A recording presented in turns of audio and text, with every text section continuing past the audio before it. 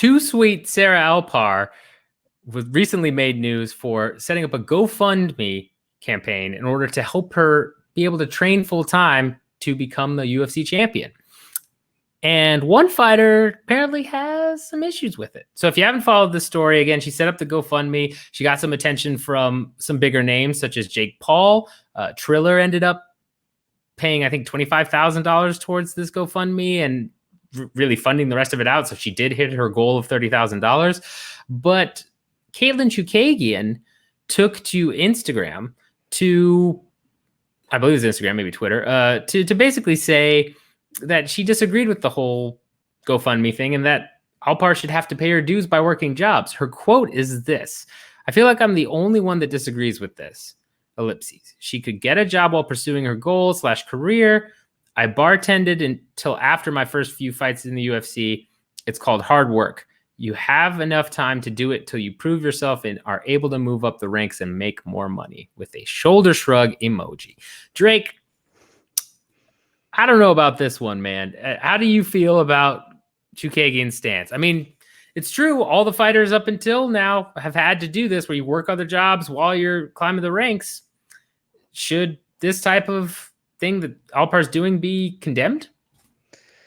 Well, I will tell you, Katlyn, you are not alone on this, because as somebody who Pat and I were just talking about before going on air here, somebody who quote tweeted this and my tweet blew up pretty largely. People were very upset at me for just pointing out facts. I wasn't really saying anything instigatory, however you want to say it. But a lot of people agree with you, Katlyn. Trust me. So, and all I said, and I'll say it here again, is that, a little friendly reminder to everybody that Sarah Alpar is indeed a professional athlete who competes in a billion-dollar company.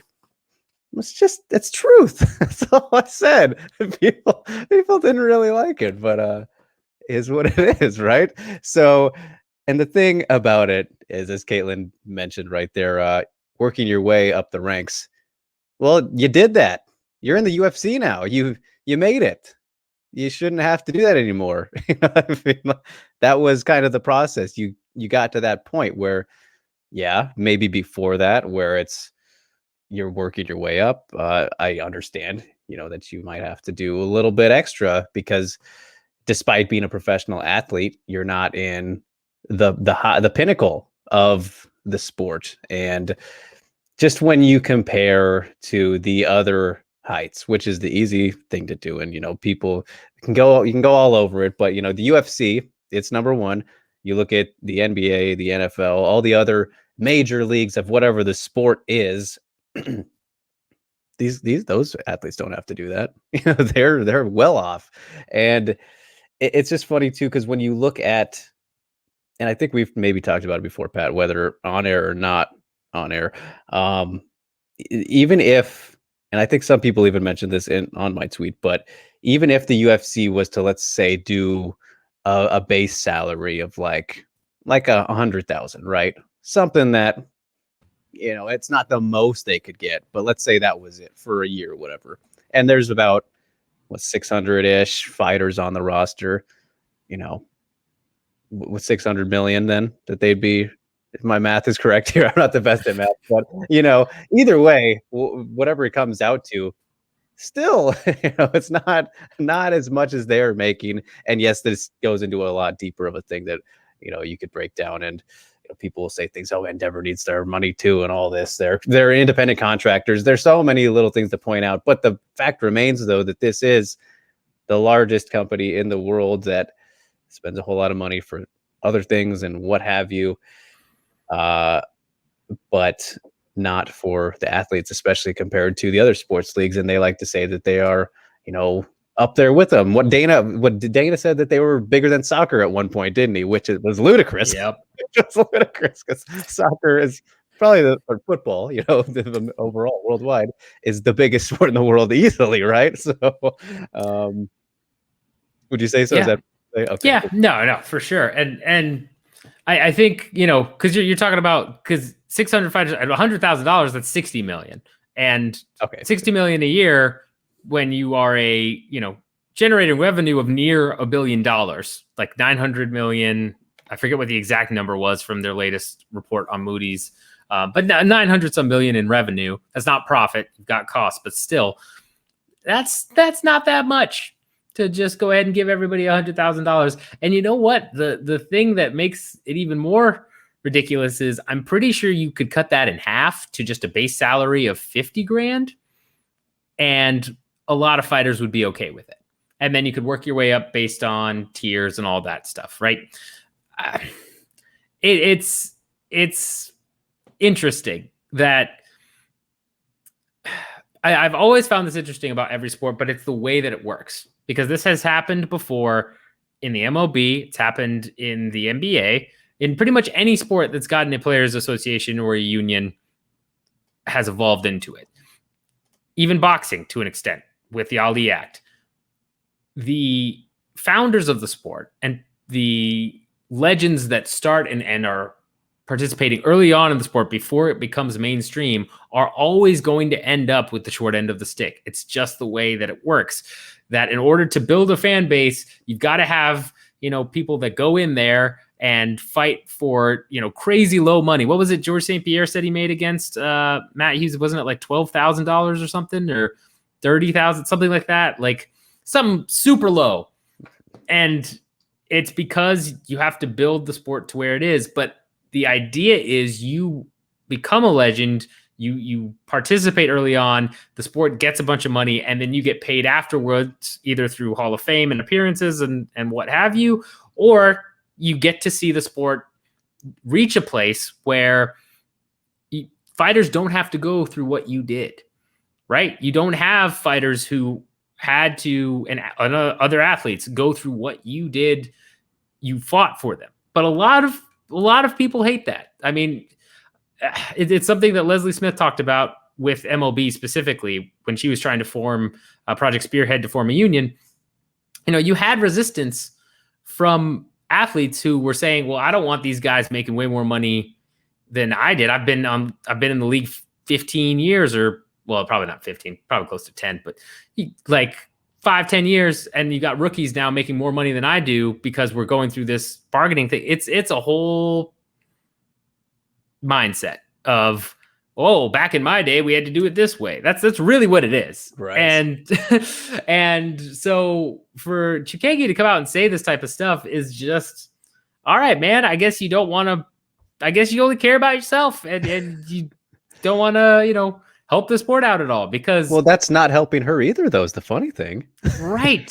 That's the best thing about it, is that people that come out, she's an active fighter. Like, why would she not come out and say, like, hey, yeah, this is ridiculous, we should get more money together? Instead, it's like, hey, you're, quit being soft. It's the mentality. It's like, it makes no sense. Back when we were men.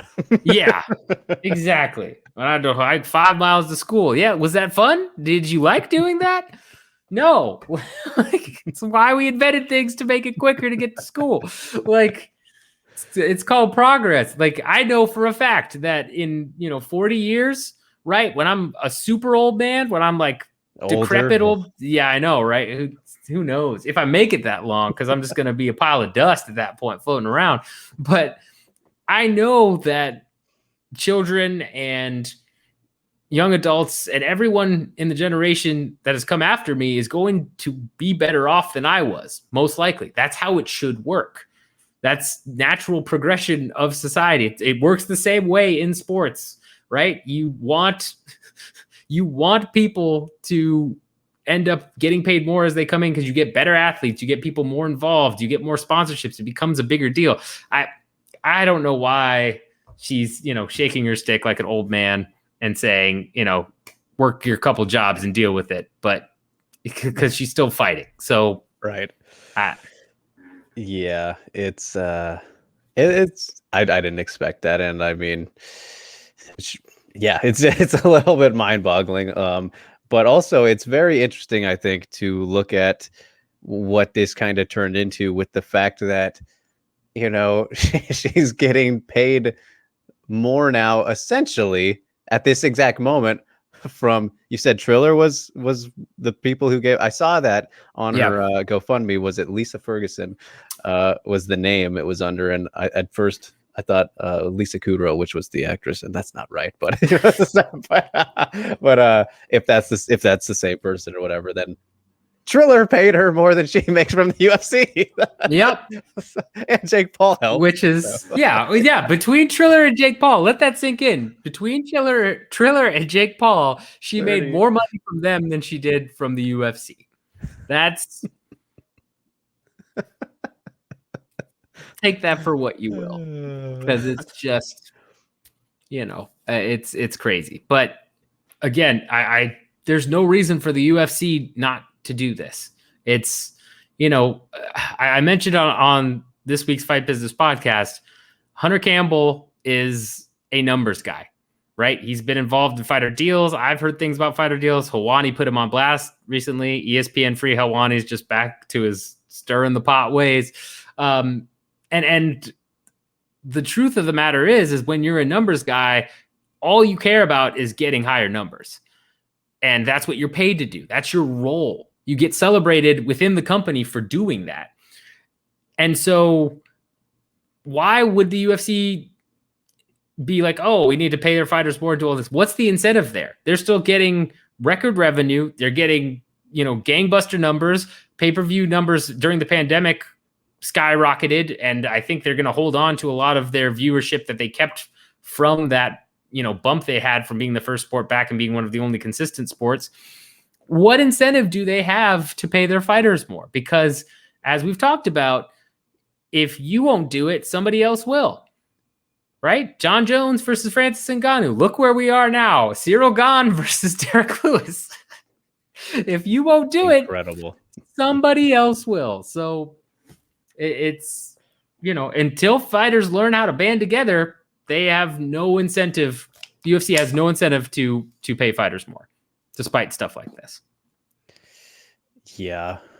I mean, that's just the way it is. And in terms of though, like in this exact moment, Pat, let's think if tomorrow they were to get their fair shake, and going back to that number of 60 million for the whole roster, right?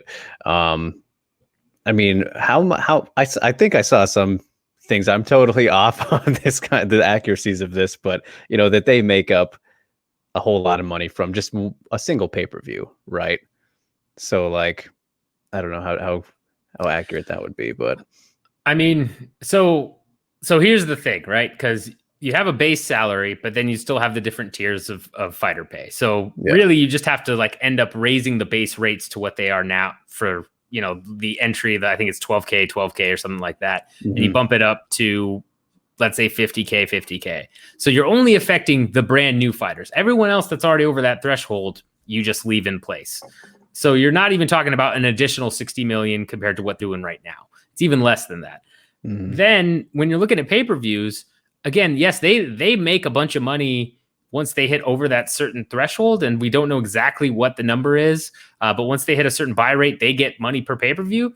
But they made a $1.5 billion deal with ESPN, so the pay-per-views don't matter. So they get so much money just for putting on the event. They could literally put on John Anik versus Paul Felder in a main event with a bunch of other brand new fighters that they just signed, and they're still getting I mean, right? And they're still getting there as long as they're within the broadcast contract with ESPN, which I'm sure has stipulations.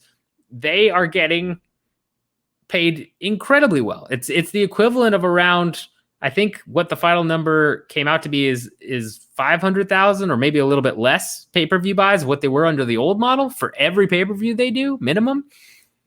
They make plenty of money. It goes back to the fact that Endeavor owns them now, and Endeavor does not make plenty of money without them. And that's really what they're using the money for. Mm-hmm. And it just, again, business stuff in general, you grow to your size, right? You're not just sitting on a pile of cash. It's not like they're taking